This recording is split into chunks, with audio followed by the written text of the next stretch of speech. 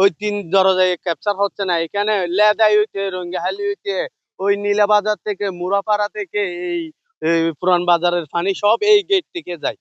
তো ওখানে ৩ গেটে কভার হচ্ছে না, যে সেজন্য আমরা প্রতি বছরে আমাদের জেলিয়াপাড়া, ফুলের ডেল, চৌধুরীপাড়া, ওই রঙ্গিহালি সব ডুবে যায়। পানিবন্দি ৪০ গেট চুড়ইয়ে বাবু।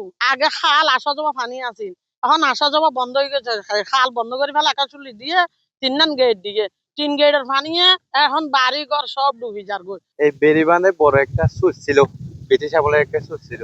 ওই সুইচটা এখন বেড়িবাঁধ যখন বড় করে বাঁধিয়ে বড় করে ফেলছে এই রোধ করার জন্য, ওই সুইচ গুলো বন্ধ করে দিচ্ছি।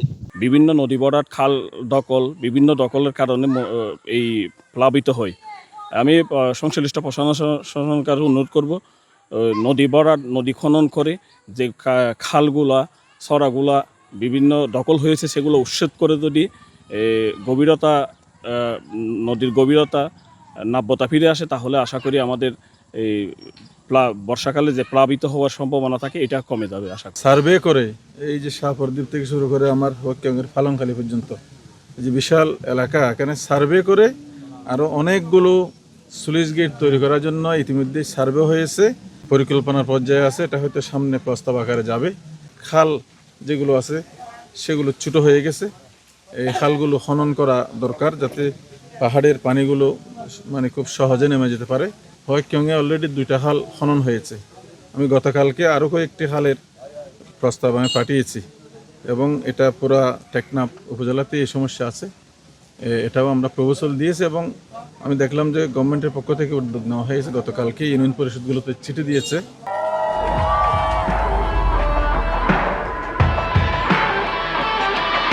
শহরটি আমরা যদি চিন্তা করি তাহলে পাহাড় এবং নদীর মাঝখানে আমাদের এই শহর। তারপরও বারবার জলাবদ্ধতা হওয়ার একমাত্র কারণ হচ্ছে আমাদের নদীগুলো খনন হয়ে ভরাট হয়ে যাচ্ছে, দখল করা হচ্ছে। এই কারণে আমাদের জলাবদ্ধতা দিন দিন বৃদ্ধি পাচ্ছে এবং সেই সাথে আমাদের পাহাড়ের যে পানিগুলো, ঢলগুলো নদীর সাথে সংযুক্ত হতে পারছে না জলাবদ্ধতার কারণে। এটি আসলে খাল দখলের কারণে একমাত্র আমাদের এরকম একটি সমস্যা হয়েছে। নদীটিকে আজকে কিন্তু অবৈধ দখলে চলে গেছে। খালের উভয় পাশ খুব দ্রুত উদ্ধার করে জনগণের জন্য চলাচল উপযুক্ত করার জন্য আমি দাবি জানাচ্ছি এবং যারা অবৈধভাবে দখল করে রেখেছে তাদেরকে উচ্ছেদ করার জন্য দাবি জানাচ্ছি। খাল হচ্ছে টেকনাফের মানুষের জন্য সম্পদ। এই সম্পদগুলোকে যদি আমরা উন্নয়ন করি, যে খালের দুই পাশে ওয়াকওয়ে নির্মাণ করে, ঝুলন্ত ব্রিজ দিয়ে এই ফারে আসা যাওয়ার, পর্যটক আসার, স্পিডবোট চলার একটা যদি ব্যবস্থা করে দিই, এই বঙ্গোপসাগর আর নাপ নদীর সাথে যে খালটা সংযোগ করে দিই, উভয় পাশে ট্যুরিস্টরা যাতে যেতে পারে, নাপ নদী দেখতে পারে, বঙ্গোপসাগরের মোহনা এবং নাপ নদীর মোহনা যদি সংযুক্ত হয়ে যায়, এটা আমাদের জন্য একটা অনেক বড় ধরনের সুফল বয়ে আনবে। এখানে আরএস এবং বিএস সিট আছে, সিট অনুযায়ী যদি আমরা এটাকে সংস্কার করি, আমরা উন্নয়ন করি, তাহলে আমার মনে হয় না এখানে কোনো সমস্যা হবে।